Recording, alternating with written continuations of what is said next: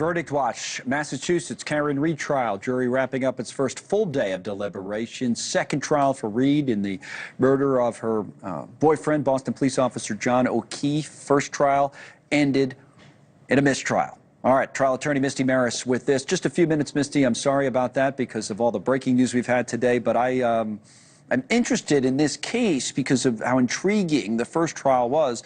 You know, they couldn't reach a verdict, mistrial. What stands out to you about the second time around and if things might be different? So, Connell, this case, even though it was very different the second time around, major changes, only heard from 38 witnesses from the prosecution as opposed to 60 in the first trial. Prosecutors laid out their case focusing on the evidence as opposed to chronologically. There were some really massive differences. Also, what did we have? Media clips of Karen Reed that the jury heard throughout the course of the trial. That was a big difference as well. Something in the defense benefit, Michael Proctor did not testify. He was the lead investigator. It was a huge problem for the prosecutors during the first case. Right. But Connell, this case is still very complicated, and it really comes down to a lot of expert testimony. So now we've seen another full day of deliberations. The first day, about 9 hours, not a question from the jurors.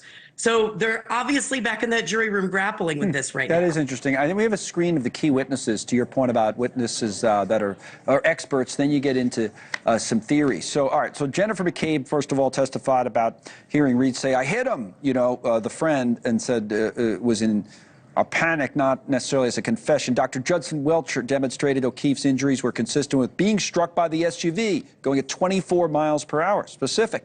Andrew Rentschler, another doctor, argued that the injuries did not match being hit by a vehicle at that speed, competing so-called experts. Finally, Dr. Elizabeth LaPosada claimed that O'Keefe's wounds were more consistent with dog bites and a possible fall. So you had that at the end. They're trying to, any of this raise enough reasonable doubt?